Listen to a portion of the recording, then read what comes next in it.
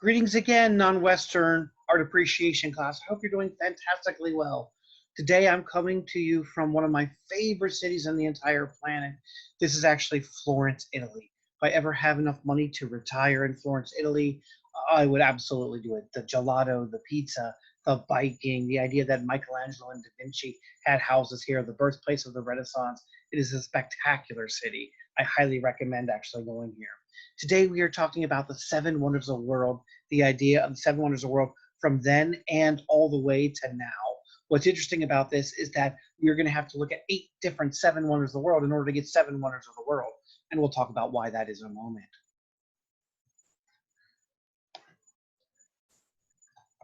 The first seven wonders of the world ever created were created by the ancient Greeks. And the ancient Greeks really thought that their culture was about perfection. They believed their culture was better than any other culture. And so when they were originally doing the seven wonders of the ancient world, they did give a shout out, and 2 credits go to 2 neighboring cultures, the other 2 world superpowers at the time. And that is going to be, of course, the Great Pyramids at Giza, the only seven wonder of the original ancient world that still exists today, and the Hanging Gardens of Babylon from Mesopotamian culture, specifically in Babylon. That gets a shout out, actually, and a mention in the Bible as well as in the Torah. Then the other 5 are also theirs. The Temple of Artemis, the statue of Zeus that you probably all know because of the Disney Hercules movie. When Hercules goes to visit his father, that is the temple they go to. That is where the Olympics originally took place. The Mausoleum of Mausoleus, the Colossus of Rhodes, our basis for the Statue of Liberty today, and the Great Lighthouse of Alexandria. People said it was the tallest building in the world, though we cannot verify that it was actually ever taller than the lovely Great Pyramids at Giza, particularly the tallest one of Khufu, reaching all the way up over 400 feet tall. Now, when we are going to evaluate the seven wonders of the world, we have to come up with an evaluative criteria. The same way that when we value the 500 greatest albums of all time, we need a criteria. The greatest movies ever, there's a criteria. And so what do you want to establish as the criteria for evaluating the greatest seven wonders of the world? All right, it could be time commitment. It could be, all right, the amount of manpower that took place. Could be innovation. Does size matter within the process? Because that would put Great Wall of China right on the list because it is the largest man-made monument that we've ever had till we make something larger in the future. So you've got to come up with the criteria. And that is one of the problems that showed up with the brand new Seven Wonders of the World. They actually became much more of a popularity contest because they asked people from around the world, not informed individuals, they asked individuals around the world to vote for the Seven Wonders of the World. And so what do you think had happened? Well, all sorts of issues happened. One, including national pride. Countries with larger populations, countries with more technology, actually started voting for their own monuments. So we have a fairly skewed level of what are actually considered the seven wonders of the world that we're going to be talking about today. So after they did this, they went on, they chose the 7 natural wonders of the world. And one of them actually is the Grand Canyon that shows up, which is a spectacular. So they did go on and do that 7 wonders of the world as well. But before we do that then, let's look at the geographic distribution as it shows up. One was chosen from Mexico. One right here, this is going to be in Peru. This is Brazil. Then we have Italy. We have Egypt, notice in a different color. We have Petra in Jordan right next to Israel. One from India and one from China.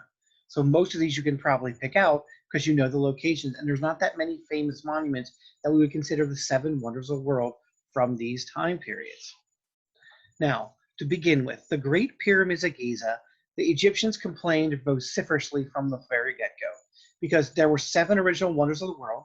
There's only one existing today. Therefore, the Egyptians said, we are the greatest monument in the history of the world. And it's hard to argue against them. These monuments, when they went up nearly 4,000 years ago, remained as the tallest buildings on Earth for the better part of 4,000 years, really until we got to some of the Gothic cathedral spires. But really for a larger building, we don't get there until we get to the Eiffel Tower and develop a new military industrial complex and kind of way of building in the 1880s, literally a little over 140 years ago. So we really do think of this as one of the great monuments in human history. Each one goes up in only 30 years. And now, while these temples, these tombs, these pyramids for the dead pharaohs are considered their kind of lifeblood and housing. In ancient Egypt, these were not that important. These were the burial sites. And as such, the burial sites literally housed the most important parts inside, which were the pharaoh's mummified body, as well as the Ka statue, where the pharaoh would talk about this when we get to ancestral rites within the non-Western world. It is the birthplace, basically, of the non-Western kind of idea of ancestral rites that about 72% of the world's population still believe their ancestors come back to see them. Go look at Mexico's population in Day of the Dead, or we even saw this in the Disney film Coco. And so it becomes a challenge. Now note, these we know were not that important because there's 80 pyramids that we have found and way more pharaohs than this. They stopped making pyramids and started hiding them when they started getting grave robbed. So it wasn't the pyramids themselves, it was the stuff that was inside of it that was so valuable. This, a particular remarkable, is one of the tallest buildings on Earth up until 1880 with the statue or with the Eiffel Tower that shows up. These are queen pharaohs here. So these are the wife of the pharaoh, and this represents the grandfather, the father, and the son. Note the grandfather, Khufu here, Khufu, is so tall, look, that the rock actually starts to crack. They were building at the limit, and that's why these two pyramids, they realized they couldn't build any taller or it may tumble down from the very top. These are amazing buildings that go up in 30 years. There's 3,200,000 stones in each one, which basically means if you worked around the clock for 20 years, you would have to put a stone into place about every 5 to 7 minutes, around the clock for 30 years with no days off, with very limited technology. These were done by the Egyptians.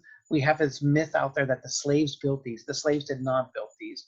This is a highly technical workforce. The slaves were involved. They were the people who took care of the people that were the builders. So they are the individuals that might have chopped some of the rock up. They were the individuals that raised the children. For the people that were working on the plateau, they were probably working and cleaning up the latrines. They did the cooking, they did the cleaning. And so the massive workforce that is here, as you're building oftentimes two of them in a row, because the pharaohs don't live all that long, you're still working on one when you start to build another one.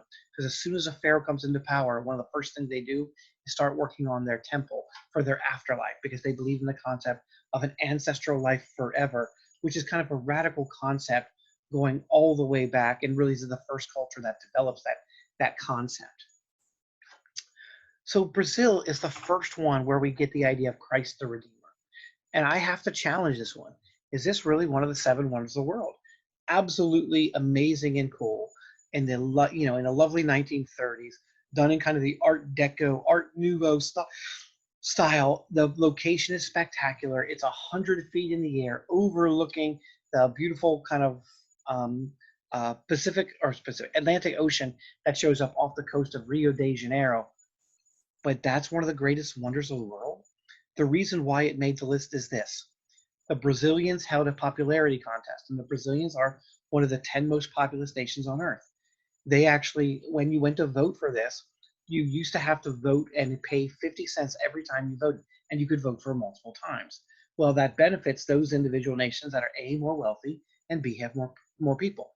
Brazil's not a particularly wealthy nation, so what they did is that they actually reversed the charges, so they did not make anyone pay for the different times that they called. So you could call for 10 times. And so when you went to church on Sunday services in Brazil, they would say, vote for Jesus. And all of a sudden, Christ the Redeemer, voting for Jesus in Brazil, went from about the 14 slot to the number 7 slot, knocking out number 8 Stonehenge, which is actually way more impressive of a human accomplishment. So this really does become a popularity contest. Number 6, an amazing site in Petra, Jordan, considering very few people know about it. This is a real site. If you've seen Indiana Jones and the Temple of Doom, Indiana Jones and the Raiders of the Lost Ark, or of the Last Crusade, there is a scene that takes place in here. If you've seen Transformers, the first one, this is actually where the Allspark is found, is actually in these caves. This used to be halfway in between the Roman Empire and basically the Silk Road, and so was a stopping off point along the Silk Road that made this location very, very wealthy. Built into the rock, even though it's in the desert, it's naturally shaded then. It's also naturally air conditioned because the rock itself never heats up to the temperature of the outside air. And so it remains around 70 degrees, 68 to 70 degrees inside. A really spectacular achievement. You can see the beautiful architecture here. That's actually carved rock into the wall of the rock face itself.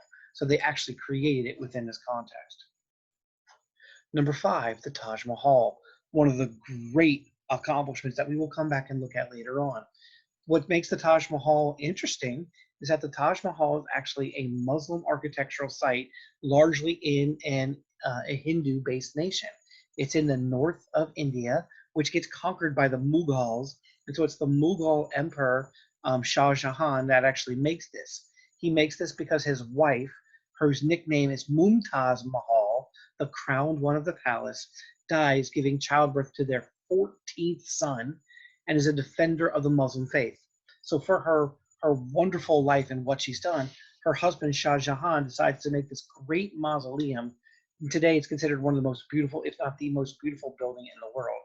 What's remarkable is the building, as you can see here, slightly changes colors because there are ribbons of different real gemstones laced within the golden work here. And so as light hits it at different angle, it slightly shines different colors, from yellow early morning to orange a little bit later, or I'm sorry, orange early in the morning, a little bit later is yellow, and then as the sun goes down, it can reach purple, white during noon, and a light blue right before the sun goes down. And so it kind of changes colors based upon the angle of gemstones. Later on, because this costs so much money, it almost bankrupts the empire. He wants to make an exact replica in black for himself across the river. And his son, worried about spoiling the inheritance and not having any more money within the coffers, actually, as he takes over, decides to actually imprison his father, not allow him to make a second one of these beautiful Taj Mahals, and buries his father inside as well. And so there's one crypt that's right in the center.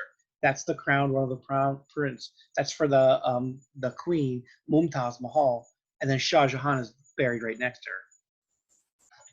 Number 4, Mexico makes its appearance. And here we have a Mayan Toltec site named Chichen Itza, one of the most famous sites in all of Mexico from the ancient Mayan, Aztec, Toltec, that type of empire. But this is a combination of the Mayan and the Toltec. So it's a unique form. 3 structures really stand out here. One is going to be what we call the castle, or El Castillo. If you walk up, there are 91 steps on each side, plus 1 step when you get to the very top and step over. 91 times 4, 364. Plus 1, 365. And why does that matter? Number of days in a year. It acts as an astronomical calendar. On the summer solstice, see the rattleheads coming down, rattlesnake heads coming down? This structure basically casts a shadow where the rattlesnake basically grows until noon, and where it comes out and then disappears after eating, and then it disappears until the following year. That effect still works today. So a beautiful structure called El Castillo. There is a burial site inside. So if you go all the way up here, you can actually get the burial site of at least one, if not more, of the early Toltec Mayan emperors that ruled at Chichen Itza. Chichen Itza itself means at the mouth of the Itza well. There are no above ground rivers. And so they build the Mayan Toltec Empire builds their empire in the Yucatan, where they have these cenotes, these holes where underground rivers actually show, so they have access to water. The other enormously cool building here is that they have the largest ball court in America. Basically their version of football, only more like soccer, because you're actually not allowed to use your hands. You also are not allowed to use your feet. The ball can bounce once, and you play to 20. If you get it in this little lovely ring right here in the middle, that green ring, you automatically win.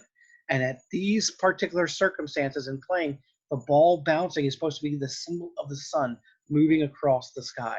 So you literally were playing basically according to the astronomical calendar. My favorite place in the planet. I can't wait eventually to get my wife and kids here someday. This is Machu Picchu, an absolutely gorgeous place from Peru from 1450. We actually did not discover this area of Peru and the Incan Empire until late into the 1900s. And that's because it's in the middle of the Andes Mountains and it was kind of forgotten. And so when a plane finally went over it, they realized, oh my God, we have an ancient site that we need to go and excavate. It's very difficult to get here.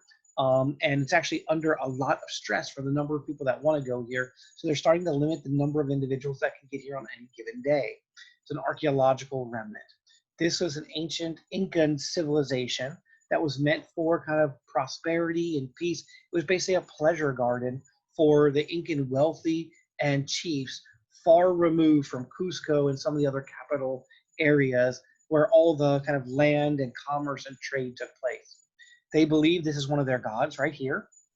Note, if you look at this, it looks like a god laying down. Here's his forehead. Here's his nose, upper lip, and chin going down. So it'd kind of be like a god laying like this that lays out within the process. And so they believe that they're just waiting for their god to wake up. Here's a hitching stone called the Inti, and on the Inti, on the summer solstice, the sun rises right over the god into the Inti, and they believe they can kind of harness the god and get the summer energy so they can actually have a good growing season, which is spectacular because this is 12,000 feet in the air. It's a spectacular walk all the way up, though there is a train that takes you most of the way, and then you can walk the last 1,000 feet on your own. But walking all the way from the floor up is the way to go. You walk actually on the ancient Incan trails. The most spiritual experience I've ever had is here, and I'm an atheist. When I got to the top after walking up with an individual that spoke no English at all, they were speaking Chinese. We actually turned to one another. We could not communicate in any way, shape, or form. And what happened is we actually hugged each other. It was a spiritual, emotional, human experience that we had in this particular area. And that's what we looked at. Number two, another one I might disagree with. Now, while this is an amazingly cool and wonderful contribution that we'll see from China, it's a wall. It's just a giant wall, and it's very cool. The wall basically stands 30 feet tall. It's about 15 to 20 feet wide, and it goes over all sorts of different terrains. It'll go over mountains, over marshes. The huge amount of this is how long it is. When we look at it and start walking on it, this is the better part, the solid wall is the better part of 5,000 miles. Basically, it's wider than the United States of America. And that doesn't include all the little sub-walls that come off that help subdivide it. All built by the first emperor of China to begin with, Qin Shi Huangdi, and then continued on for the next 1,000 years, making this the second longest project in human history. So what would you put at number one? Is it the Eastern Island Heads? Angkor Wat? The Statue of Liberty? Stonehenge? What could be number one on this list? And is it a popularity contest? It's the Colosseum in Rome. This wonderful architectural marvel in every kind of capacity. Our first real sports stadium, sound quality not very good, but it does represent the invention of things such as the elevator. Was invented here for animals. It had one of the first zoos right outside of here. There were aquariums. It was completely a piece of propaganda that was made so that the Roman people could be monitored by the emperor to make sure they weren't plotting against him, as they were very much afraid that he was doing. Some of the most brutal, violent games here, sacrifices of Christians and the martyrs that took place. The Romans were perfectly fine with martyring, with the death, because they would not accept Jupiter, their high god, as their high god, because the Christians can't do that in good faith. And so they were martyred because of that. We had naval battles, so it's a multi-purpose building. You can have people riding giraffes, fighting people riding elephants and rhinoceroses. It was just an amazing building. And the birthplace of the action figure, where you could go in and actually, if your action figure, your gladiator lost, you would pop off the head and buy a new head. You had a brand new gladiator action figure ready to go. So that was one aspect. The other aspect that shows up here is that it is also one of the first places where we have advertisement to try to get people here. So that's what the 7 wonders of the world currently are. Note there are 8, because Egypt already gets the shout out. I would absolutely challenge the one here. I don't think it belongs in some of the other examples of things that we can talk about and actually make the critique. Colosseum may or may not. It is a very cool building if you've ever been there. The other one is I'm not sure if the Great Wall of China actually belongs in this list. There are things that are more impressive out there. The reason why, it's just the sheer scale of what humanity did in the process of 1,000 years. But remember, Stonehenge is the longest project in human history. It took 250 years longer. So it took 1,250 years to make that because of the limited technology. And we will continue on our way. Education is the most powerful weapon for changing the world. Let's begin our marathon. Thank you, Nelson Mandela. Bye. Oh, actually not bye yet. All right, let me give you 2 more things. As we go through the class, we want to make sure and teach you some skills that show up you may have never been talked about before. We want to talk about different techniques you have for reading and how to read your textbook. For my class, you will need to know these following questions. If you answer these questions, you'll be able to answer almost any question that shows up. Up here. Why did a culture or an artist make the artwork? That's the purpose. What's new and innovative? That's the point of it being art. Art is about new and innovative creation. And what is the impact of the artwork, the social order? If you can answer those for your readings and videos, that's what I'm asking for your reading and video notes. You can bullet it out, you can graph it and say, here's artwork, and have the 3 boxes for the 3 questions, whatever works for you. When you're reading, here's some different techniques that show up. The first one is called pseudo skimming. That really is where you look for the most important ideas, but you're skimming until you get to a really important idea, then you concentrate on that particular idea. Another one is questioning while reading. Read from one section to the next and try to figure out, how does this section tie in with this section? And then predict what's going to be the next section. What will be the next logical progression? And see if it actually continues on within that way. There is an academic flow as we look at different textbooks and the way they're written. It's not just random, one piece after another. Next thing is what I'm requiring you to do is take notes while reading. Now, the notes that I want you to take are specifically on these 3 questions up here, but you can take other notes as well. The only ones I'll ever grade are these ones because they specifically deal with artworks. I won't ever look at your notes that are on an artist or on a religion or on a culture or on an art form. They are fair questions for the quizzes and for the midterm, but by all means, we want to specifically focus on individual artworks in this class to give us something to hone in on. And you're going to answer, why did they make the artwork, the purpose? What's new and innovative, the art? And what is the impact of the artwork? You can also format read. This is a version of pseudo skimming where you read and things that are in bold and in major ideas, you make sure you understand them. So if there is a vocabulary word, says sympathetic magic, you got to make sure you understand sympathetic magic. And finally, reading backwards. Not literally reading backwards, but the idea of taking read the conclusion first, then go to the form before the conclusion. And so you're reading it back for the logic, assuming the most important information is going to be all the way at the back, because that's the summary end, and work how those pieces come together. Any one of those techniques will work. You should play around and see what works best for you. I will tell you, for me, notes while reading and format reading are the 2 best that actually work for me. So I take notes while I read, and I am a format reader for the most important concepts. That's why they're often in bold. And we want you to be an active reader. The more active you are, the more you learn. All right. Oh, let me go back one more. Also, if a professor ever gives you an assignment where he says, go read this chapter, and there's hundreds of ideas and hundreds of concepts, the best way to do that is break that into different chunks. Don't try to read it all at once. Say, oh, I've got 3 hours, I've got to get through it. Break it down for an hour, take a 15-minute break, see what you remember, go back and try to apply it and start the next section based upon what you knew from before. So break it down in chunks so your brain can actually digest it. If you just go for a 3-hour marathon read, you're going to remember very little. Right? And then class notes. There are a couple different ways to take class notes. Again, remember, I am never going to look at your class notes, but there are different methods that show up that may or may not work for you. So let's make sure what happens here. I will mention in the class notes, if you want to learn the most, you should make your class notes written. We have pretty good psychological literature out there that shows that if you actually take notes specifically on a computer, you're only learning about 85% versus what you are in taking hand notes. Something about that hand note process really makes us reflect versus the typing where we can kind of just copy and go on zoom control as we look at. One method, and the most common method, is called the outline method. It's where you take a main topic, then a subtopic as a bullet, then as a subtopic, and then you go to your main topic again that shows up. So you literally are creating, all right, here's Michelangelo's Sistine Chapel. He didn't want to do it subtopic, he creates a new depiction of male beauty in Adam subtopic with huge muscles, and you organize it like that. Another way of organizing, which I think is actually better, is the Cornell method. The Cornell method, basically, you get a Q column all the way over here on the left. You have a note-taking area, And then down here, you have basically conclusions that are going to show up.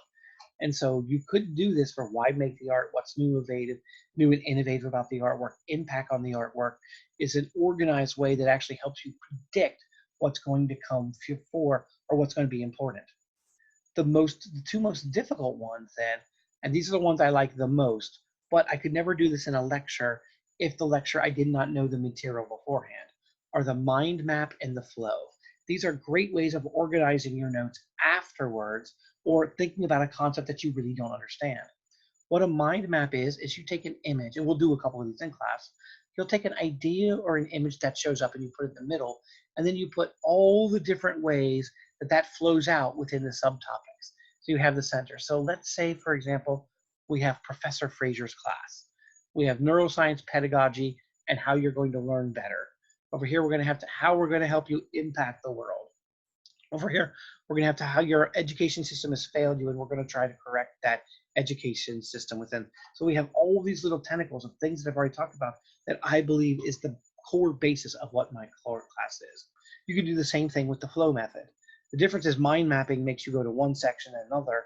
The flow method, you just link it all out from one, and then you start drawing lines to the ones where they actually connect.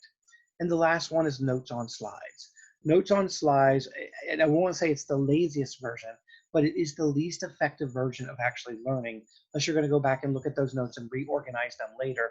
Because what notes on slides allow us to do is basically just write down and type, or write down as fast as we possibly can, as much as the professor says. The best way of taking notes is to shorthand what the professor is saying, or go back and look at lovely notes like what we have here. And that's what we're looking at.